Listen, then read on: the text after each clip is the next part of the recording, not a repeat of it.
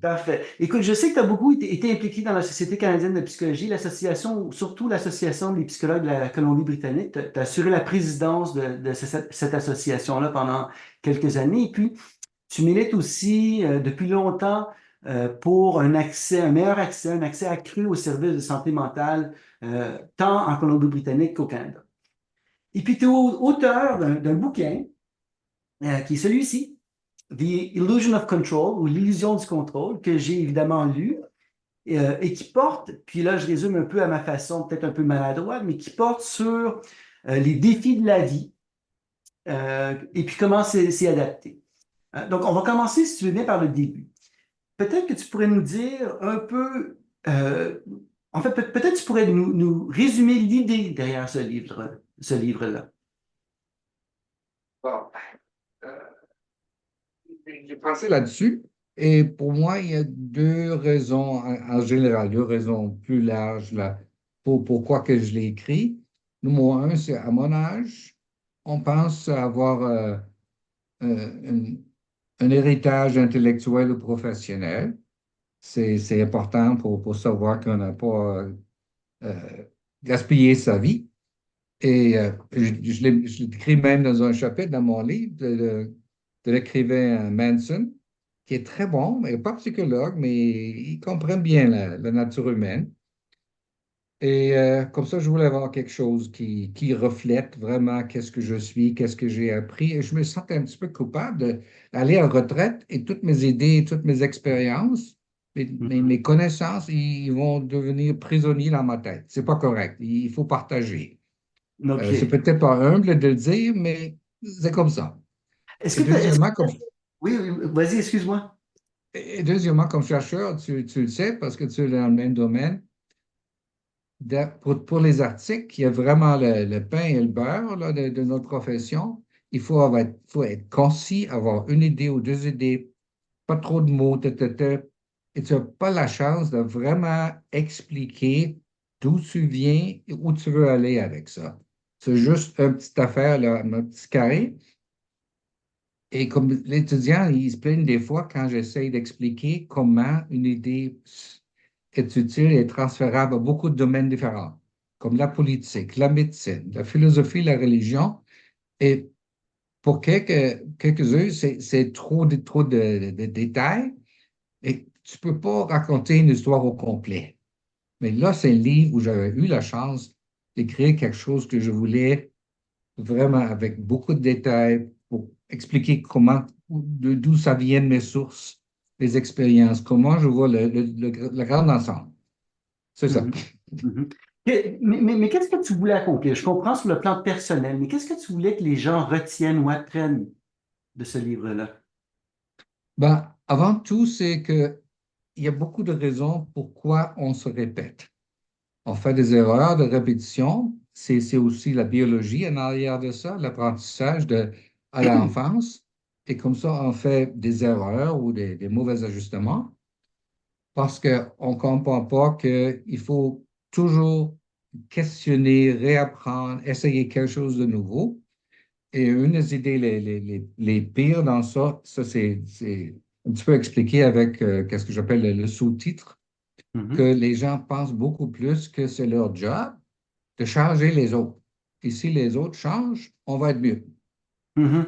Et ça, c'est une idée vraiment fou parce que, A, on a très peu d'habileté de changer les autres. Les psychothérapeutes, ils savent ça. Même l'autre genre, les politiciens ou un juge, il connaît ça. Et en plus, en même temps, pendant qu'on est tellement occupé à changer les autres, on oublie de regarder nous-mêmes, de dire que qu'est-ce que c'est que je contrôle pas, qu'est-ce que je peux changer et comment je peux changer quelque chose. Qu'est-ce Mhm. qu'il faut accepter, qu'est-ce que ça vaut la peine d'investir pour changer. Et là, il y a bien des problèmes que j'ai vus à travers toute ma carrière. Et je dis, non, là, il faut écrire quelque chose qui essaie de percer un petit peu ce ballon-là. Ouais. Mais justement, je veux reprendre quelques thèmes du livre parce que le livre, il aborde plusieurs thématiques des thématiques de la vie quotidienne, le travail, le conflit au travail, le couple, les relations de couple, le bonheur, les enfants, bon, l'éducation des enfants, et ainsi de suite. Donc, c'est très large, mais je pensais peut-être qu'on pourrait s'attarder à quelques thématiques qu'on voit souvent justement en clinique, quand on est clinicien. À commencer par ce que tu viens d'évoquer, c'est-à-dire en clinique, les gens viennent nous voir, ils sont déprimés, ils sont anxieux, bon, peu importe leurs problèmes ou leurs difficultés. Et ce qu'ils veulent, c'est du changement. Ils veulent que la situation change. Et puis, comme tu l'as dit toi-même, très éloquemment, le changement, c'est très difficile. On le sait en tant qu'individu, on le sait aussi en tant que clinicien. Alors, on va y aller de façon générale. Comment est-ce qu'on peut en arriver à faire justement des changements dans notre vie? J'essaye avec le livre de créer un cadre avant tout, parce que pour moi, c'est important d'avoir un sens de qui je suis et où je veux aller. Si tu ne peux pas répondre à cette question-là, tu ne peux pas savoir si ton comportement aujourd'hui va t'amener à un but où tu veux être allé, où tu veux être. Et deuxièmement, il y a des choses qui sont plus faciles à changer que l'autre. Et comme ça, j'ai formulé depuis longtemps que tu peux contrôler ton comportement, tu peux contrôler où tu vas mettre ton attention au niveau cognitif, mais tu ne peux pas te forcer à ne pas penser à quelque chose à qui tu ne veux pas penser. Mhm. Et les gens qui essayent ça ou qui essayent d'éviter les dépenser ou des émotions, ils vont perdre parce que ça ne marche pas. Les Mhm. émotions sont là, ils sont programmés dans notre système, ils existent pour une raison. Il faut accepter ces raisons parce que la biologie n'est pas vraiment ouverte au changement.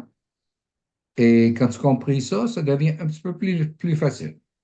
Oui, mais ça renvoie au modèle cognitif comportemental, émotion, comportement, cognition, hein, un peu le cycle qu'on connaît entre ces trois. Pourrais-tu expliquer ce modèle-là un peu plus pour que les gens comprennent? Parce que c'est quand même un concept clé. Ben, peut-être ça a commencé avec le fait que mon entraînement était dans plusieurs domaines, mais c'est assez fort dans la thérapie comportementale. Et depuis longtemps, j'ai écrit un article sommaire, une revue, sur exposure, exposition. Et c'est très clair, la thérapie comportementale, pour les gens anxieux, le meilleur traitement en général, c'est de s'exposer exactement sur le stimulus qu'on a contraint, parce que là, on va apprendre que les résultats qu'on craint, qu'on ne veut pas avoir, ils ne vont pas arriver. C'est juste une attente qui est créée par nous, pour une raison en général. Je ne veux pas dire que les gens sont fous qui pensent ça, mais il exagère dans ça ou il n'essaie pas pour voir est-ce que ça va vraiment arriver, qu'est-ce que je pense. Et le comportement, même pour les gens très anxieux, est possible. Si tu crains que le chien tout autour, il va te mordre, quoi, tu peux toucher un chien aux circonstances évidemment assez sécures parce que tu ne veux pas tester l'agression de pitbull. Euh, Comme ça, mais il y a bien des chiens qui sont super gentils. Et là, tu vas apprendre que ça marche. Les Mhm. gens qui ont peur de claustrophobie, d'être dans un petit espace serré, ils peuvent aller, ils peuvent fermer la porte, fermer la lumière et rester dans une chambre pour une heure. Ils ne vont pas mourir.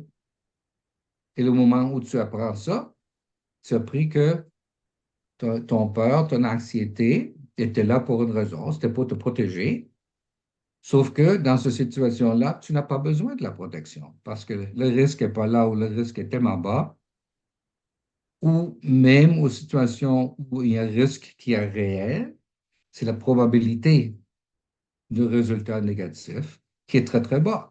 Comme, est-ce que ça fait du bon sens avoir un peu de peur de prendre un avion parce qu'ils peuvent s'écraser? Oui, ça arrive. C'est triste, c'est terrible les images quand un avion qui s'intéresse un accident. Mais est-ce que tu vas bloquer ta vie et limiter ta vie parce que ça peut arriver? Parce que si tu acceptes cette idée-là, tu peux jamais sortir de la maison parce qu'il peut y avoir un accident, ou il peut pleuvoir, ou il peut le chien du voisin qui va te mordre, ou quoi. Là, Hmm. là, ta vie est complètement fermée et finie.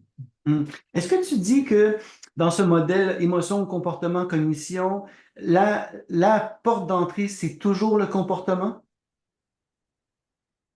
Non, c'est un petit peu plus compliqué que ça. C'est parce que il faut regarder c'est quoi la nature de l'anxiété.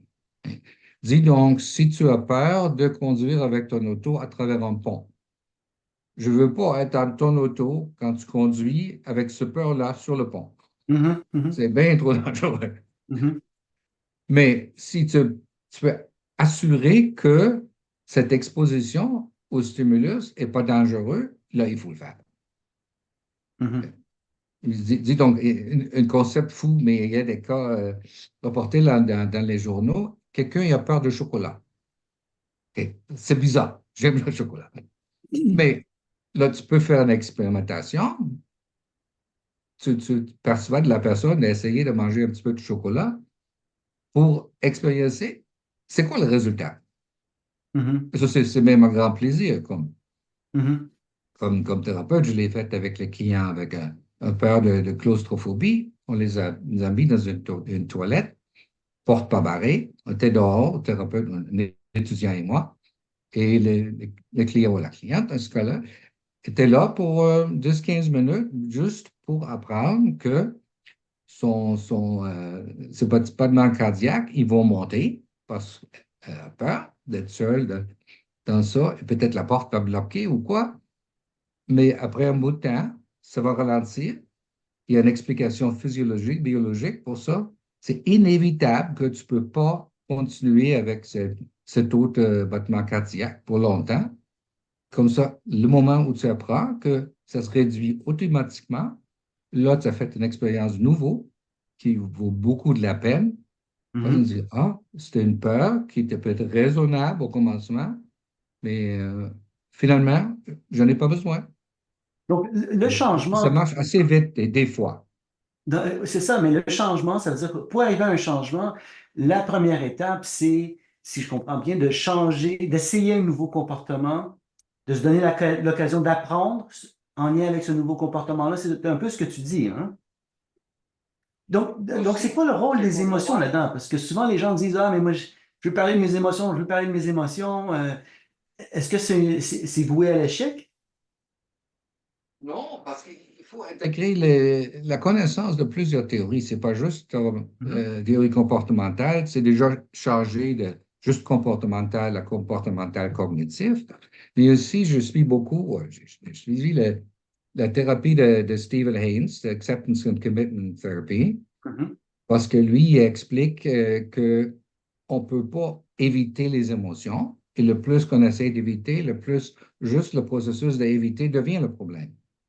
mhm, Et il dit clairement, si tu répètes plusieurs fois une réponse qui fonctionne pas, il faut essayer quelque chose de nouveau, même s'il n'y a pas de garantie que ton comportement nouveau va marcher. mhm. Mais si c'est clair que l'autre ne marche pas, il faut que tu essaies quelque chose d'autre. Ouais. Donc, on accepte l'émotion pour ce qu'elle est, elle est présente. Bon, une chose, c'est une chose, mais il faut que j'essaie d'autres façons de faire pour voir si peut-être éventuellement ça va amener à d'autres émotions. Mais c'est quoi le lien, par exemple, que tu ferais avec les thérapies centrées sur les émotions? Parce que eux, tout s'articule autour des émotions. Oui, avec les émotions, il y a juste pas une question de comportement. Comme Mhm, tu vas essayer d'éviter les émotions négatives. Mais aussi, il faut regarder c'est quoi les pensées, la structure des pensées en arrière de ça, parce qu'il y a bien des pensées qui sont trop rigides, trop non factuelles, et ils ne sont pas adaptifs. Et on peut les analyser graduellement et faire les tests ou faire un test où tu changes le comportement pour voir comment ce changement-là va aussi changer les pensées. mhm, mhm, Et Et il y a beaucoup de ça qui s'exprime dans la langue. Comme j'ai appris comme thérapeute que Le processus de change, c'est pas A à B, noir à blanc. Ou, ben non, c'est n'importe quoi. Mais c'est graduel, sauf que l'impact n'est pas graduel. C'est comme si tu travailles avec quelqu'un qui est déprimé et tu dis quel pourcentage pendant la journée tu es déprimé ou dans une ambiance déprimante. Ils vont dire 80%. Mhm. Et quand tu avances dans la thérapie, ils vont graduellement, ils vont dire, ah non, là, c'est juste 60%, 40%. Mais il y a un switch et un changement à peu près à qu'est-ce que les gens dans les arts expliquent comme la coupure en or. C'est à 61%. C'est un principe qui est visible dans beaucoup de domaines. Ah bon? Mhm. Et le moment où les gens dépassent plus que 60% de, 1% de bonheur ou de temps, pas déprimé, ils vont dire, je ne suis plus déprimé. Et Mhm. ça se montre dans la langue parce que à la première phase, ils vont dire, ah, je peux rien faire, j'ai pas de pouvoir, je suis toujours déprimé, ma femme m'aime pas, ma job est plate. Mais quand ils changent, ils vont pas dire, ah, je suis heureux tout le temps ou tout est parfait, mais dire, ah, la vie peut être misérable, mais j'ai l'impression qu'en général, je peux tolérer ça. Mhm. C'est douce comme changement, mais ça explique beaucoup. Là, tu sais que tu réussis comme thérapeute. OK. Là Est-ce aussi, ils vont essayer plus, parce que tu essayes plus, tu as plus de chances d'avoir un renforcement, un bon résultat. Et là, ils commencent à voir ce cycle qui monte vis-à-vis le cycle qui descend. OK. Est-ce qu'on peut peut-être prendre quelques exemples? Je peux te lancer quelques exemples que j'ai tirés de ton livre qui sont des problèmes qu'on voit en clinique, puis tu me dis comment est-ce qu'on pourrait euh, encourager ou soutenir un certain changement. Est-ce qu'on peut se prêter à l'exercice? On pourrait commencer, écoute, une plainte qu'on entend souvent en clinique, c'est j'arrive pas, doc, j'arrive pas à dormir. Euh, Troubles anxieux, troubles de l'humeur, l'anxiété, toujours un effet sur sur le sommeil. Euh, donc, c'est un problème qui est très récurrent. Peut-être avant de te poser la question de comment améliorer notre sommeil, peut-être que tu pourrais nous expliquer, si tu veux bien, comment le sommeil ou la qualité de notre sommeil affecte notre qualité de vie, puis comment notre qualité de vie aussi affecte notre sommeil. C'est clair que les effets sont bidirectionnels. C'est Oui, c'est ça. quelqu'un qui dort mal, il va pas avoir une bonne humeur la journée suivante, il va pas être efficace au travail, il va être plus irrité vis-à-vis les gens autour de lui, et tout ça, ça descend la qualité de vie. Et vice-versa, s'il y en a beaucoup de stress, et vraiment les stress ou les stresseurs, les stimuli qu'on ne peut pas contrôler, là, tu te sens incapable, impuissant, et là, ça, ça prend ton attention. C'est ça. Et, et ben, quand tu penses ça, là, il y a la rotation dans ta tête que tu ne peux pas arrêter. Comme ça, mais pour le sommeil comme problème, je ne suis pas d'expert de sommeil, je ne veux pas Mhm. déclarer ça, mais il faut comprendre style de vie en général. Par exemple, consommation de l'alcool ou du caféine, parce que c'est clair que ça a beaucoup d'impact sur le sommeil. Ce n'est pas psychologique, ça c'est biologie, Mhm. physiologie. Mais aussi savoir c'est quoi, à quoi la personne pense tout le temps. Et si, par exemple, tu as beaucoup de travail à faire la journée prochaine, tu vas être là dans ton lit, hein, et il dit, bon, demain, il faut que je fasse ça, je te sais dans quel ordre je le fais. Je sais que je ne le fais pas, qu'est-ce qui va arriver, probablement, même quand j'essaie de faire ça, il y a toutes sortes d'interruptions que je vais avoir. Et là, tu ne dors pas. Comme Mhm. ça, il y a plusieurs recommandations qui sont claires et qui fonctionnent. Si tu ne dors pas dans ton lit pour 10, 15, 20 minutes, le numéro exact n'importe pas, tu te lèves, tu t'en as quelque place ailleurs, tu fais quelque chose différemment. Tu manges quelque chose, tu vois quelque chose, ou tu fais une petite organisation de tes pensées en écrit, tu mets ça sur un papier, tu dis, bon, demain matin, quand je me réveille, je vais faire, avant tout, je fais A, B, C dans cet ordre-là.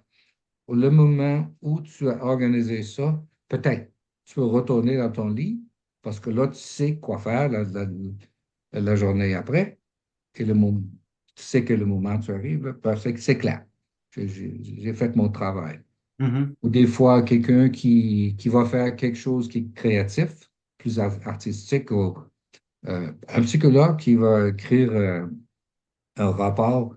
Il y a vraiment, dans le milieu de la nuit, là, il y a une idée comment il peut expliquer la dynamique, le problème dans un couple. Ben, tu te lèves. Tu vas écrire tes quelques phrases, un petit paragraphe qui explique cette affaire-là. Tu mets ça sur le papier, pep, là, tu peux retourner au lit. Mais Mhm. il ne faut pas faire, ça c'est juste une centaine de recommandations qu'on peut avoir, mais il faut éviter que le lit devienne la place où on vit ses troubles. Le lit est la place où on dort, ou le sexe. Ouais, c'est ça. Donc, il faut Et sortir. Pas de sexe, pas de sommeil, on sort de la chambre. c'est ça. OK. Écoute, c'est intéressant. Je te propose qu'on fasse la même chose pour une autre plainte que moi j'entends souvent. On entend souvent chez les jeunes patients, étudiants, les gens qui présentent un TDA, TDAH, la procrastination. C'est un peu comme le sommeil, c'est-à-dire que souvent les gens, ils procrastinent, mais ils se forcent à rester à leur bureau, comme les gens qui n'arrivent pas à dormir se forcent à rester au lit, en se disant que peut-être que par magie, ça va changer, ils vont se mettre à dormir ou, dans ce cas-ci, ils vont se mettre à travailler. Qu'est-ce qu'on fait ou qu'est-ce que tu recommandes quand on se met à procrastiner? En général, je pense que c'est un petit peu individuel aussi que les gens qui tombent fortement à la procrastination, ils ont trop d'attentes pour la perfection ou trop de peur pour la grandeur d'un projet. Comme ça, il faut avoir une perception plus ou moins correcte. C'est quoi le meilleur premier état, premier marche, des marches que je peux faire pour mon projet? Il faut le défaire, le déconstruire dans les étapes. Et les gens ont peur de commencer parce qu'ils ne comprennent pas comment toutes les étapes peuvent suivre l'un de l'autre. Puis là, si c'est clair, cette première petite affaire, là, ça c'est faisable, ça prend une heure ou ça prend une journée ou quoi, je sais qu'est-ce que c'est. Là, tu vas beaucoup plus près d'essayer. Mais quand ton projet est beaucoup trop large, là, je dis, bon, je ne peux pas construire un bâtisse de 15 étages avec 13 élévateurs. Non, tu as raison, parce qu'il faut commencer à créer une fondation. Et comment tu crées une fondation? Est-ce que ton terrain est préparé? Tu comprends où je vais avec ça? Ouais, ouais, ouais. Mais aussi, c'est une question de confiance générale, parce que la situation idéale, c'est que où tu as une idée que tu veux poursuivre, c'est pour un but qui importe beaucoup à toi, ta version de, de ton status quo dans la vie, où tu vas être. Et le plus que tu as un but qui est important à toi, le plus tu vas faire un engagement avec ce tâche. Pour les gens avec beaucoup de procrastination, je les demanderais, euh, c'est quoi ton but? Qu'est-ce qui est important pour toi? Est-ce que cette affaire-là que tu évites, pour quelle raison tu l'évites? Mhm. Mais après ça, je ne sais pas exactement qu'est-ce qu'on va apprendre du patient, mais il faut commencer de là. Oui, mais tu dis aussi qu'il faut le découper parce qu'en petites actions, il faut commencer par les fondations avant de monter la charpente, bon, pour prendre la métaphore d'une maison, donc on le découpe, mais c'est un peu le problème qu'on voit en clinique, puis dans notre vie en général, c'est-à-dire que les gens ont souvent des conceptions très générales de ce qu'ils veulent euh, faire, puis aussi ils abordent les enjeux comme une totalité. Donc, il faut que je fasse le travail plutôt que de dire je vais faire 15 minutes Maintenant, ben, on peut le découper, puis on le voit dans les patients, puis dans notre entourage aussi, les gens, on leur demande qu'est-ce que vous voulez réussir, qu'est-ce que vous voulez changer, mais je veux être heureux, mais je veux être heureux, c'est très large. Je veux réussir professionnellement, mais concrètement, qu'est-ce que ça veut dire? C'est pas opérationnalisé, puis il faut faire ce travail-là.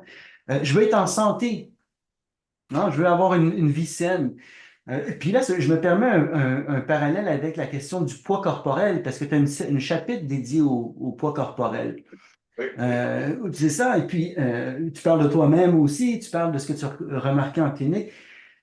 C'est clair, je pense qu'on peut dire qu'il y a eu des changements assez significatifs dans le poids corporel des Nord-Américains, des Européens, de façon générale. Je pense qu'on peut s'entendre là-dessus. Comment t'expliques ça? Pas sur le plan de l'alimentation, mais est-ce qu'il y a un élément plus psychologique pour expliquer ça, selon toi? Ah, si on prend juste une approche psychologique, on manque de comprendre le grand problème. Mhm, Parce en arrière de la problématique d'obésité, c'est clair qu'on bouge moins parce qu'on a des autos, mhm, on, on fait moins de travail physique. En plus, il y a beaucoup plus de choix de nourriture qui goûte bien, qui a bien de couleur, il y a bon du goût. On peut l'acheter au coin, on peut aller dans le restaurant, on peut le faire nous-mêmes. Il y a les shows de TV pour comment cuisiner et tout. Et, il y a bien des choses qui goûtent bien, hein. C'est tentant de les manger. C'est- Comme tel, c'est pas, c'est biologie, c'est physiologie, c'est pas psychologie. mhm, Ben, en plus, des fois, les gens, ils mangent euh, parce qu'ils sont stressés. Et en général, le plus les gens sont stressés, le moins ils pensent comment à préparer un bon repas. Si donc ta journée est complètement prise avec tes activités, là, tu réalises, j'ai 15 minutes pour souper, qu'est-ce que tu vas faire? Tu vas prendre quelque chose qui est fast food, un genre un McDonald's ou pizza ou quelque chose au coin, et ça, c'est pas de la bonne nourriture. Malheureusement, le fait est que la bonne nourriture, ça prend du temps à planifier, à préparer. Et pour ça, il faut avoir du temps. Les gens qui n'ont pas de temps, ils vont faire des mauvais choix. mhm, Et en plus, il y a toute une biologie en arrière de poids. Je ne connais pas le mot en français pour le set point, pour ton corps, c'est d'une manière ou l'autre à quel poids il soit être. Et si tu essaies de changer ça trop vite, tu vas réveiller un système qui bloque le changement. C'est biologie. mhm, Et le plus que tu vas aller en diète qui, qui coupe les calories, le plus ton corps apprend comment vivre avec moins de calories. Comme c'était montré dans la recherche que les gens en Amérique du Nord, ils mangent à peu près 2 fois des calories par jour qu'ils ont besoin pour survivre. mhm, Soit évidemment, il y a bien de la place pour changer quelque chose. mhm, Et, mais vis-à-vis du fait que je travaillais avec les patients cardiaques, plusieurs fois, j'ai eu les recommandations d'un cardiologue. Il dit, va chez le psychologue pour perdre du poids, pour t'aider à perdre du poids. Et, euh, et moi, je le regarde, je dis, OK, on va couper avant tout l'idée là, que c'est le numéro de poids qu'il faut changer. Parce que tu peux avoir 100 kilos ou 60 kilos et tu peux être mal nourri, l'un ou l'autre. Ce n'est pas de question de poids comme tel. Et tu peux être maigre et tu peux être en mauvais état de santé. mhm, Tu peux être gras, tu peux être en mauvais état de santé. Il faut séparer les deux parce que vraiment, qu'est-ce qui est important à long terme, c'est comment tu vis. Est-ce que tu bouges ton corps? On a fait pour bouger, c'est encore la biologie. Et en plus, est-ce que tu manges assez les bonnes choses, mais pas trop de bonnes choses? Et de temps en temps, on peut avoir la petite exception, quelque chose qui est vraiment agréable à manger ou à boire. Ou on est social, on prend un vin avec Mhm. ses amis. Il ne faut pas tout éviter. Mais si tu veux vraiment avoir assez d'exercice, la bonne nourriture, ça n'importe presque pas pour ta santé. Parce que tu fais les choses qui sont importantes comme déterminantes de ta santé. Mhm. Et Donc, tu peux être... je veux dire, c'est une Vas-y. question de qualité de vie, d'amélioration de façon générale de la santé, du style de vie.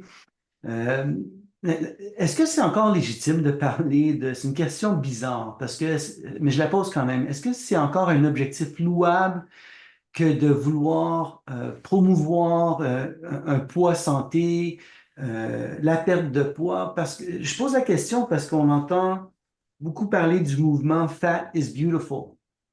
On entend parler beaucoup du fat shaming. Donc, il ne faut pas souligner euh, à quelqu'un que, bon, ils ont peut-être ils sont en excès de poids. Et puis, c'était il y a 2 ans, ici au Québec, on a eu une patiente qui a fait une plainte à l'ordre professionnel au Collège des médecins parce que le médecin lui avait parlé de son problème de poids. Donc, elle estimait que c'était du fat shaming. Euh, Où est-ce que tu te situes là-dessus? Euh, bon, pour moi, fat shaming, c'est une question de réaction émotionnelle subjective. On peut changer tous les thèmes en prendre un focus sur la santé, pas le numéro de poids. Comme ça, Mhm, c'est fat is beautiful, d'être obèse, c'est beau. Quand ça devient une excuse pour mal manger, pour ne pas prendre soin de son santé, là, je ne peux pas l'accepter parce que c'est pas bon pour personne. mhm, Mais si, par exemple, tu fais qu'est-ce que tu peux en termes d'exercice, de bonne nourriture, et tu ne perds pas de poids, là, il faut accepter que tu vas vivre avec ton corps parce que tu as changé. Qu'est-ce que tu peux changer? Que les choses qui ne mhm, sont pas changeables, arrête de les problématiser. Et si tu vois quelqu'un qui est obèse, tu ne sais pas pourquoi. mhm, mhm, Tu ne sais pas parce que c'est en arrière, ça peut être une maladie, une cause génétique. mhm, C'est très clair que les gens sont différents déjà à la naissance dans leur prédisposition de rester maigre ou athlétique ou obèse. C'est quelque chose qui n'est pas facile ou presque impossible de changer. Comme ça, il faut avoir une tolérance. Mais en termes de réalité, si on est très obèse, par exemple, OK, tu peux faire ton exercice, mais le poids est un problème, dis donc, pour tes genoux mhm, ou pour tes jambes, parce que ou c'est plus de demandes sur ton cœur de transporter tout ce poids. mhm, Au niveau pratique, si tu es assez obèse, tu ne peux pas te placer dans un siège d'un avion. mhm, OK? Tu peux te plaindre, mais le siège, il ne va pas devenir plus grand. mhm, Et de plus en plus, même les places des avions deviennent de plus serrées et serrées, pendant que la population qui prend l'avion devient plus gros à gros. ouais, C'est deux tendances, direction contraire. ouais, ouais. Euh, ben, Tu- tu- les compagnies aériennes elles vont dire, ben, pas de problème, achète un billet de business class, ça va avoir plus de place. ouais, ouais. Euh, Tu dis, tu as parlé c'est une question d'émotions négatives. Tu as dit ça, et puis ça, tu en parles beaucoup des émotions négatives. C'est quoi une émotion négative? ben, cette étiquette est appliquée régulièrement à l'anxiété, dépression et fureur. Euh, parce que on se sent mal à l'aise avec ça. Le système physiologique est plus activé, ben, pas dans le cas de la dépression, vraiment. Et ce n'est pas des émotions qui sont directement attachées à quelque chose de bon, Mhm, vis-à-vis euh, euh, le bonheur, le joie, mais aussi il y a une physiologie dans ça. C'est mhm, comme j'ai appris au temps, c'est comme quand tu es vraiment proche à une autre personne, il y a le lâchement de l'oxytocine dans ton corps, qui est vraiment une émotion très agréable, qui t'encourage d'être proche à d'autres personnes. Et vis-à-vis les hormones de stress qui sont lâchées dans un état d'anxiété, par exemple, là, c'est subjectif que c'est désagréable, tu veux l'éviter. Mhm. C'est plus, je pense que parler d'émotions désagréables, ce serait plus pertinent, tu sais, parce que la colère, par exemple, la tristesse, on dit que ce sont des émotions négatives, mais ce sont peut-être plus des émotions désagréables, difficiles à vivre, mais elles ne sont pas négatives en soi, dans la mesure où elles ont aussi leur utilité, leur fonction, dans la vie de tous les jours, tu penses pas? D'accord. Comme, vas-y, la tristesse, avant tout, la tristesse est une réaction très normale à la perte de quelque chose d'important, d'une personne, un époux, un parent, un enfant. C'est à peu près la pire tristesse que je peux imaginer comme parent. Mais aussi la perte de, dis donc, ton chien, qui était proche dans ta vie pour 15 ans, qui faisait partie, et de réclamer auprès d'elle que tu n'es pas triste. C'est fou. Il y a des moments de tristesse dans la vie qui vont arriver, il faut accepter ça. Point Mhm. final. Mais c'est la question à quelle longueur, à quelle profondeur tu vas vivre cette émotion-là. Si, dis donc, tu perds ton chien et 3 ans plus tard, tu es encore en un état de dépression, là, je me demande, qu'est-ce que c'est en arrière de ça? Mhm.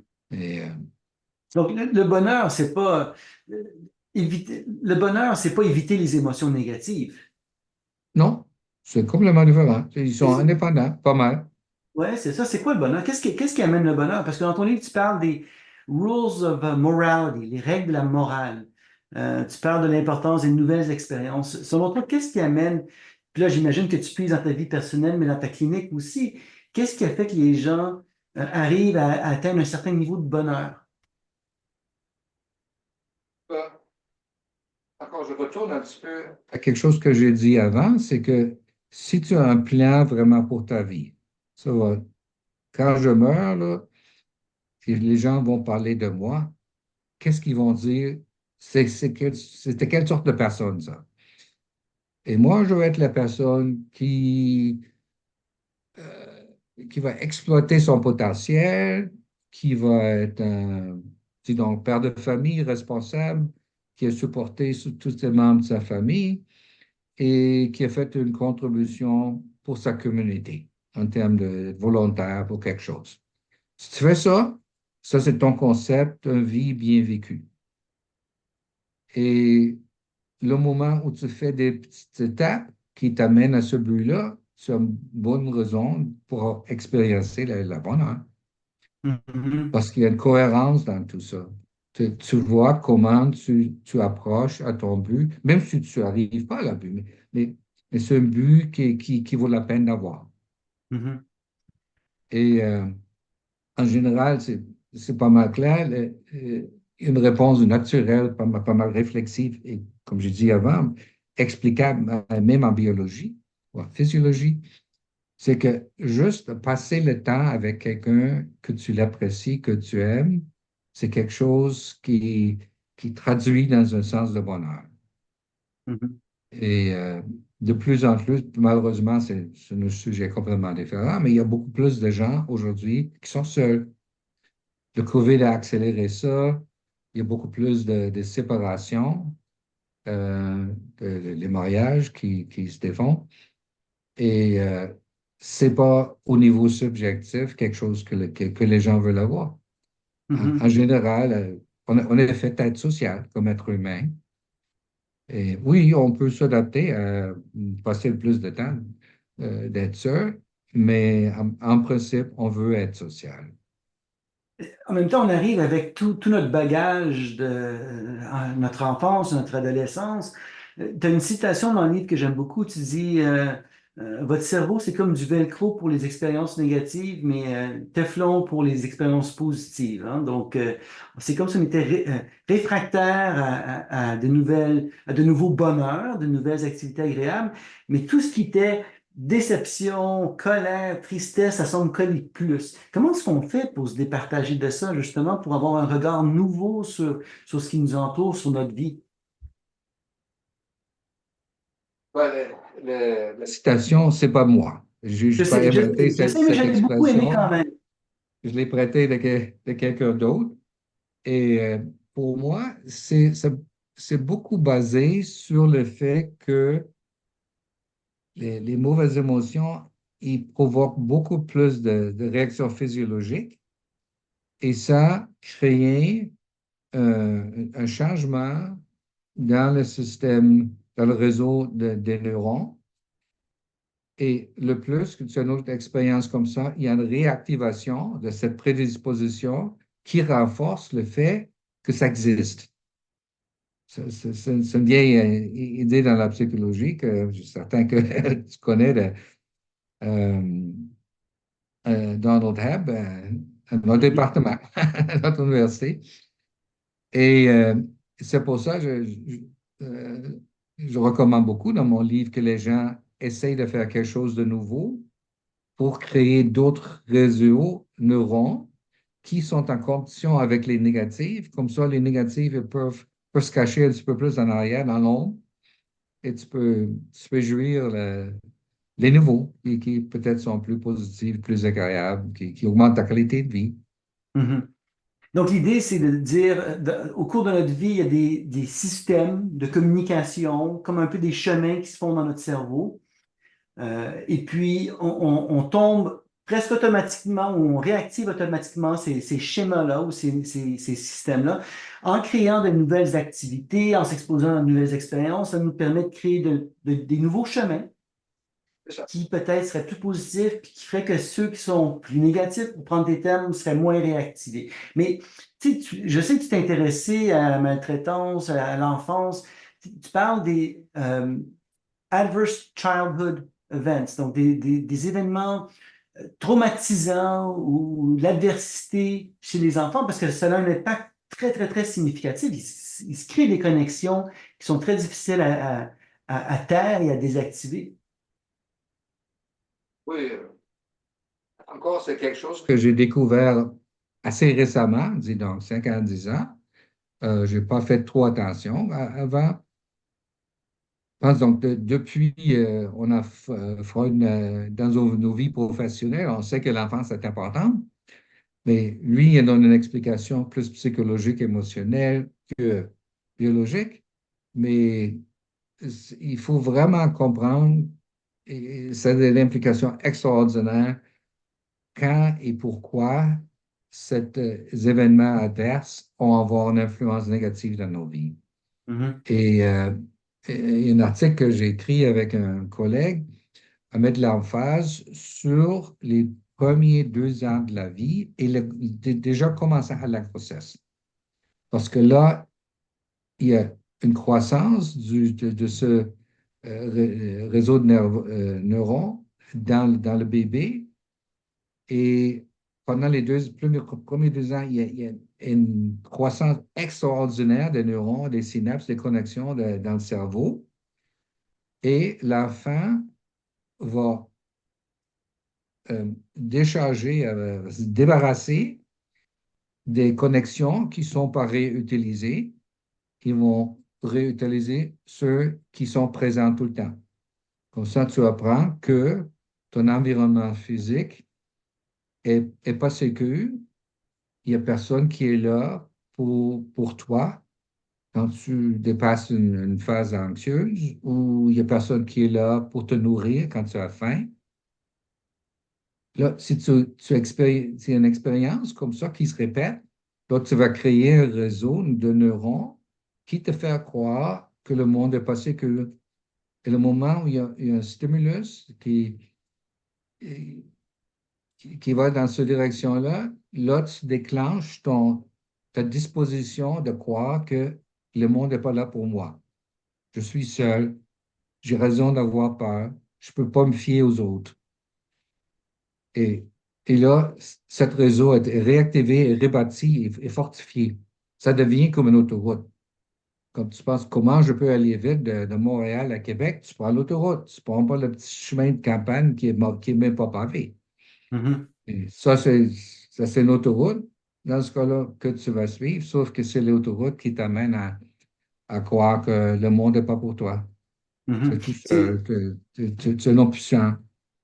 c'est ça, en fait, c'est tout ce qui est les pensées automatiques. C'est comme ça devient automatique, tout ça, de réactiver. Parce qu'il y a une certaine, pas une facilité émotionnelle, mais une facilité de retomber dans nos façons de faire habituelles. C'est pour ça que notre répertoire de comportement, de façon générale, est assez restreint. Mais dirais-tu que ça prend quand même un peu d'adversité dans la vie? Je pense à toute une génération qui ont grandi avec des helicopter parents, des parents hélicoptères, et qui semblent, euh, d'après ce que je peux voir, j'ai l'impression qu'ils présentent une vulnérabilité beaucoup plus grande que ce qu'on pouvait voir chez d'autres générations. As-tu cette impression-là aussi?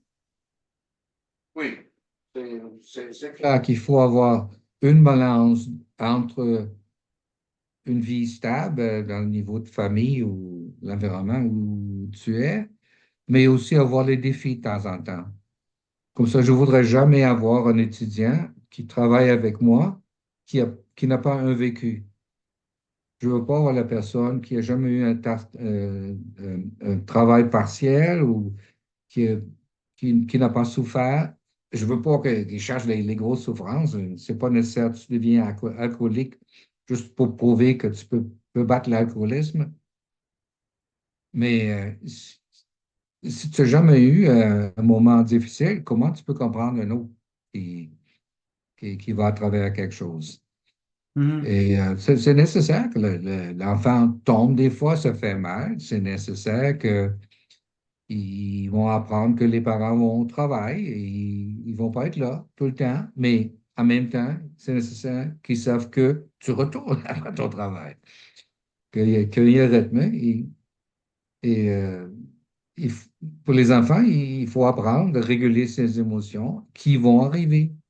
Toutes les émotions qu'on a discutées, ils vont arriver chez l'enfant. Il faut apprendre les habiletés, il faut développer euh, La la résilience. capacité de le réguler, de travailler avec. C'est ça. Mais moi, j'écoute les cliniciens qui travaillent à la clinique, ma clinique, puis qui travaillent avec les plus jeunes, il me semble que les jeunes, il y a toute une génération enfin, le terme trauma ne veut plus dire grand-chose. Donc, je suis traumatisé, alors que finalement, c'est un peu comme les petites difficultés de la vie, mais ils le vivent avec beaucoup, beaucoup d'intensité. Et puis, je regarde mes jeunes étudiants, les plus jeunes, qui, avec leurs clients, leurs patients, s'imaginent voir du trauma partout. Ah, c'est du trauma, alors que dans les faits, avec mes yeux à moi, j'ai l'impression que c'est juste les aléas de la vie, les petits défis de la vie. Mais ces gens-là vivent avec beaucoup, beaucoup d'intensité. Est-ce que tu as remarqué cette tendance-là, toi aussi?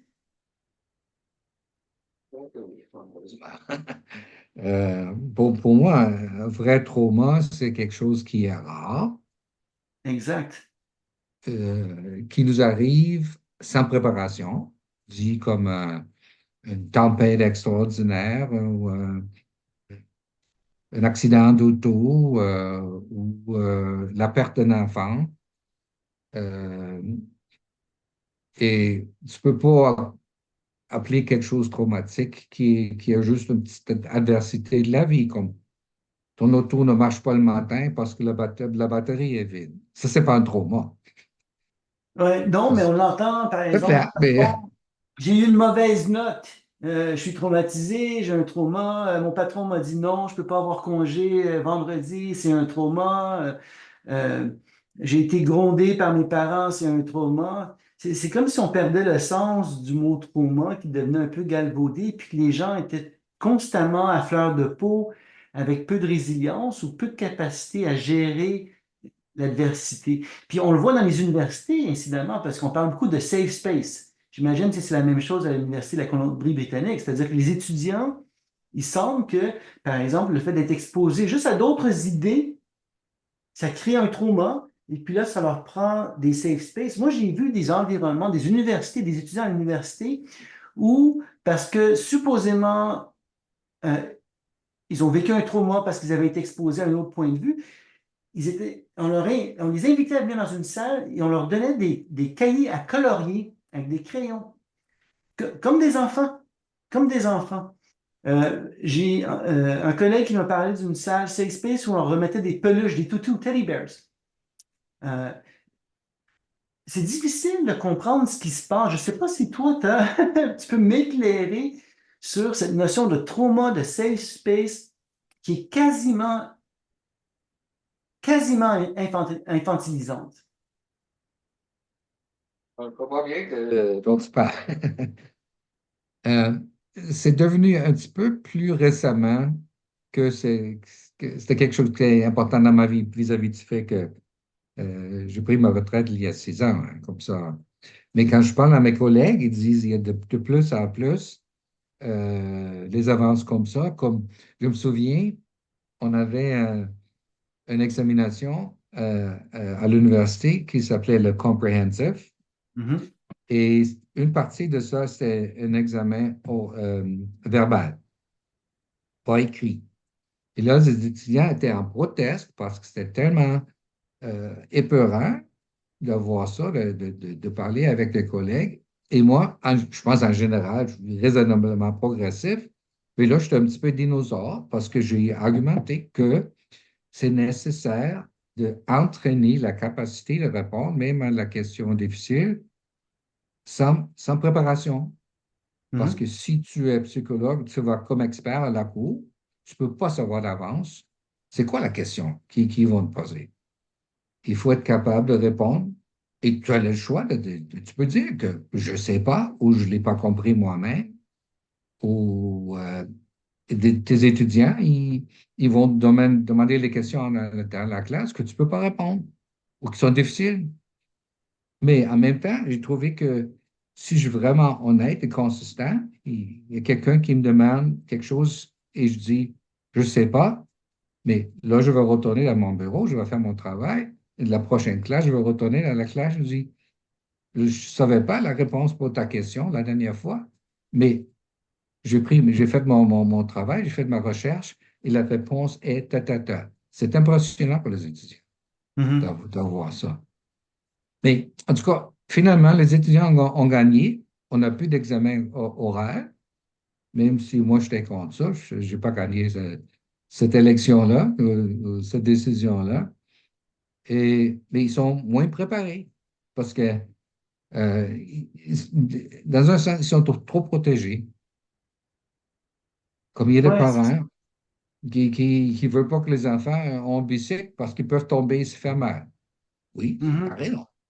Tu as un bicycle, tu peux tomber, tu fais mal. c'est ça. Mais si ce n'est pas le bicycle, c'est quelque chose d'autre. Et il faut accepter qu'il y a un certain risque et qu'il faut développer les habiletés de répondre, même au moment de crise. Mhm, c'est ça. Et tout le concept d'avoir peur ou de se sentir attaqué parce qu'on a une opinion différente. Puis là aussi, moi, je suis prêt de me battre pour le concept de il faut apprendre de discuter des opinions différentes sans attaquer la personne. C'est pas nécessaire d'attaquer la personne parce qu'on n'a pas les opinions. C'est- Mhm, Comme hier, j'ai vu au TV un couple aux États-Unis qui est très connu, qui apparaissent régulièrement là, dans euh, les reportages. Lui est démocrate très, très, très clair et fréquemment en interaction avec les journalistes. Et sa femme, elle, est républicaine. Et les deux savent, ils sont ensemble depuis 50 ans, il n'y a rien à changer, ils sont assez vieux les deux.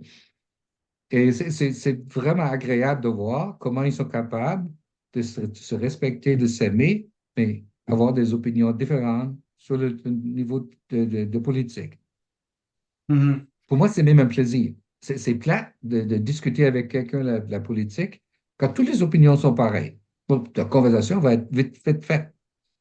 Mais il faut avoir quelqu'un que je respecte dans son opinion et qui va me présenter des défis, des fois, dans ma logique. Et là, ça, c'est une bonne discussion.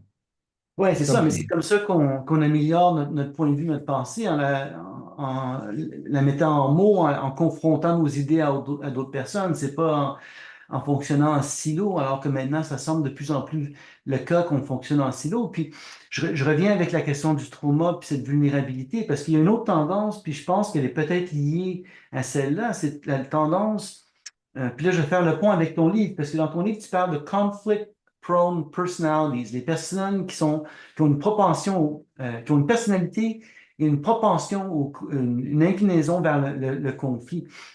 On parle de plus en plus de troubles de personnalité narcissique. Autant on parle beaucoup de trauma, puis à écouter les gens, on a l'impression que tout le monde est traumatisé ou plusieurs personnes sont traumatisées.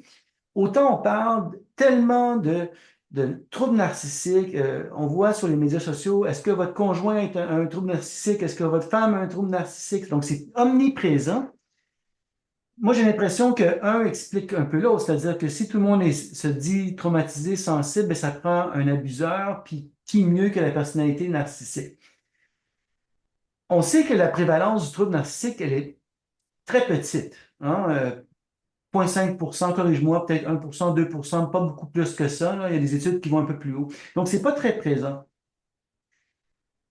C'est quoi le lien que tu fais entre ces dynamiques-là et puis euh, tout ce que tu décris comme étant conflict-prone personality, donc les gens qui ont des personnalités qui sont portées vers le conflit? Ben, il y a plusieurs raisons pourquoi j'en parle. Avant, le numéro un, c'est que tu as très peu de choix à changer cette personne-là. C'est une prédisposition, un style qui est pas mal stable dans cette personne-là. Mais pour toutes les troupes différentes, comme ça, il y a tellement d'histoires différentes en arrière de ça, et aussi la capacité de les changer. Si donc euh, psychopathie, c'est quelque chose qui est vraiment solide dans la personne, tu ne la changes pas. C'est très, très difficile à changer. Si tu as quelqu'un avec une position histrionique, par exemple, bon, c'est pas un problème. Peut-être qu'il trouve un bon job dans l'industrie des médias, musique, théâtre ou quoi.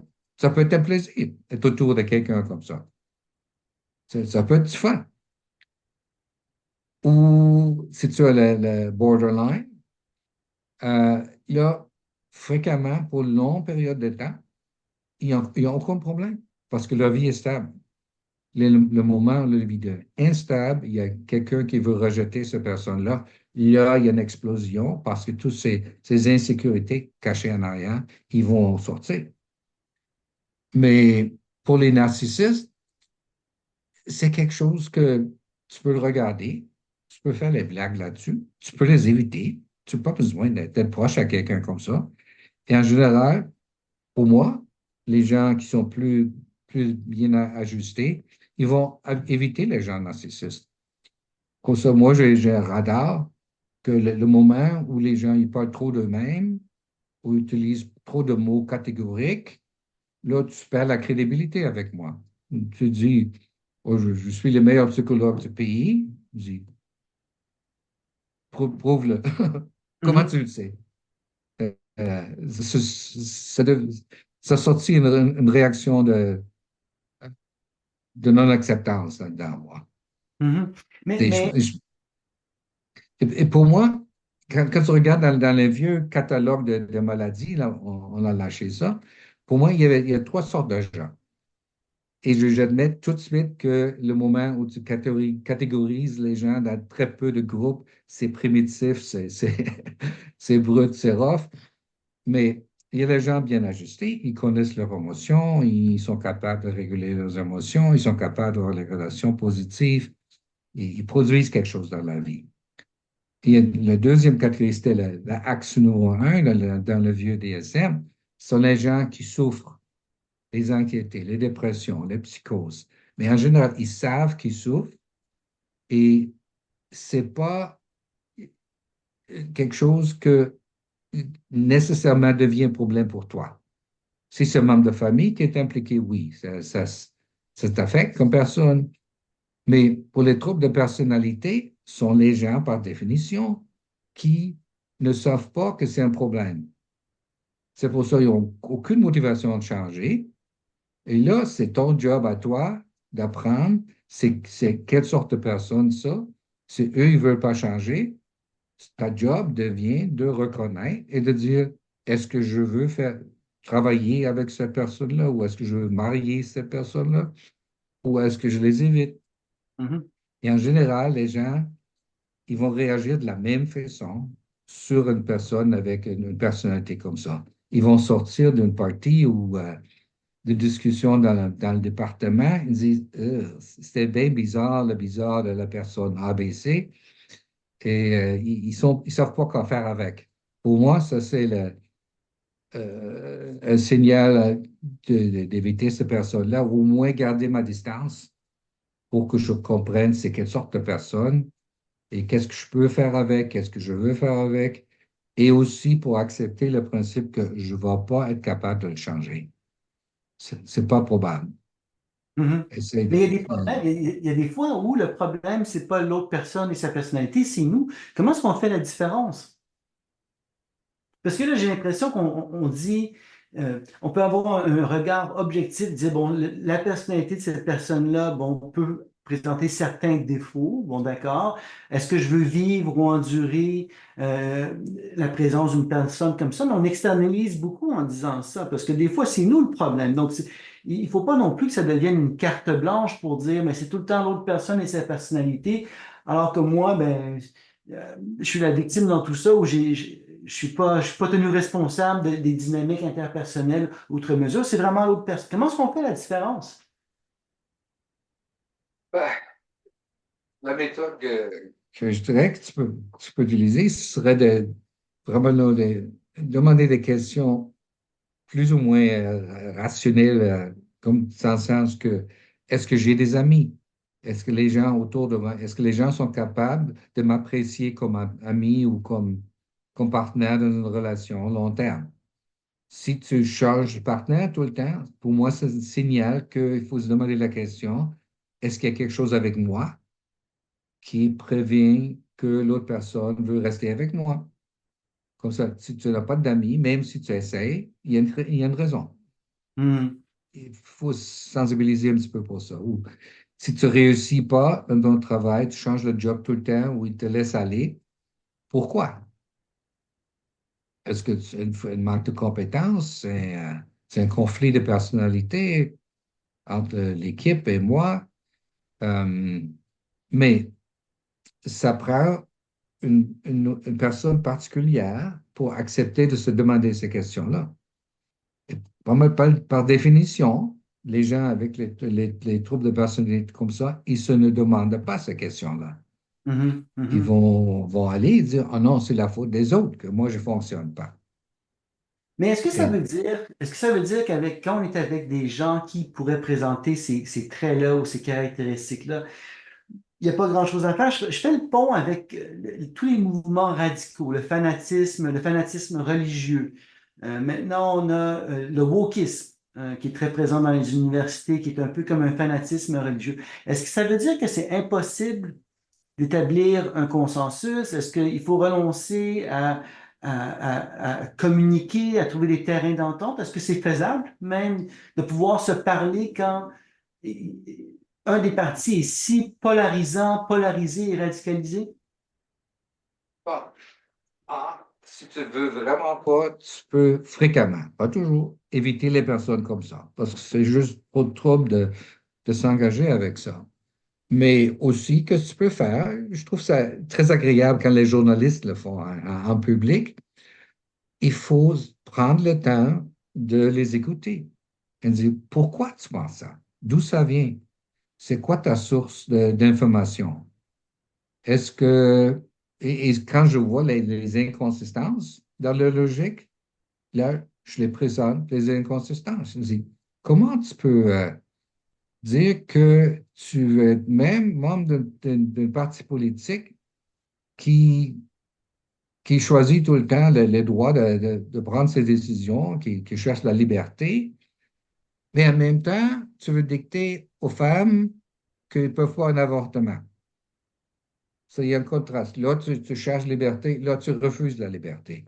Comment tu vis avec ce contraste pour provoquer ce qu'on appelle la dissonance en psychologie, dissonance cognitive.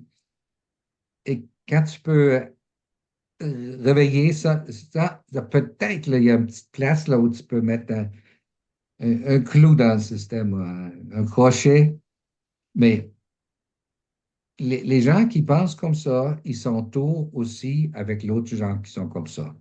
Ils se Mhm. renforcent l'un et l'autre. Mhm. C'est ça. Et on sait que si, disons, on utilise le concept de l'avortement, et le moment où j'utilise le mot avortement, je sais que tu as une opinion là-dessus, ou je suis certain que tu en as, et là, ça va évoquer, ça va stimuler tout ce qui est attaché à ça, toutes les discussions que tu as eues, et, et- et tu vas te voir dans ton environnement social, qu'est-ce que les autres autour de toi pensent.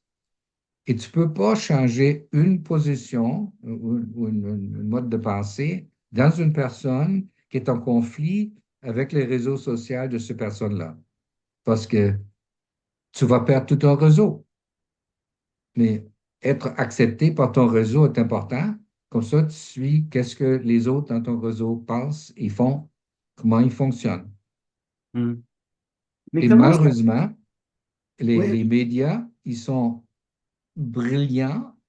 Et je peux donner beaucoup des exemples, comment les gens, en particulier ceux qui cherchent juste un médium pour s'informer, ils vont voir leur opinion renforcer, renforcer, renforcer et amener de plus en plus profond dans les marécages, mais ils ne vont pas te présenter les opinions différentes. Il faut enseigner à tout le monde d'accepter la responsabilité de chercher ces informations dans les sources différentes dont on sait en avance qu'ils ne vont pas être pareils. Il faut vraiment accepter de, voir ce bataille dans nos têtes nous-mêmes. Mhm. Mhm. Mais tu parles dans ton livre des quatre chevaliers de l'Apocalypse. Ben, peut-être tu peux nous expliquer c'est quoi, parce que est-ce que ça serait pas une façon qui pourrait peut-être nous guider dans la gestion des divergences d'opinion puis des conflits? Oui, oui, c'est un concept développé par notre collègue John Gottman et moi, je le trouve très, très brillant dans son travail. Mais en arrière de ça, aussi, tu peux voir beaucoup plus de théories euh, les résultats qu'on a trouvés dans la psychologie depuis longtemps. C'est comme dire, un euh, des concepts, euh, c'est le dépris. C'est là, tu refuses toute la personne. C'est pas juste son idée, mais c'est une invalidation de toute une personne. Quand tu es arrivé à ce point-là, la relation est capote. Tu Mhm. ne peux plus réparer ça. Mais les autres problèmes, on peut les résoudre avec de l'aide, avec une bonne discussion, avec euh, une, une tolérance pour écouter. Mhm. Et- C'est mais intéressant. déjà, toutes les émotions ne sont pas provoquées de la même manière si tu acceptes d'écouter avant tout. Mhm.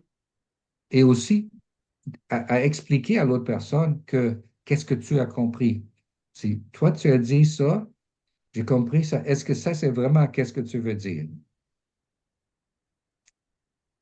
Comme ça, cette personne-là, qui est peut-être pas partageant ton opinion, mais au moins, cette personne-là, il va accepter toi comme personne à discuter avec parce que tu es capable d'écouter. Et là, peut-être, ça implique une ouverture de changer quelque chose.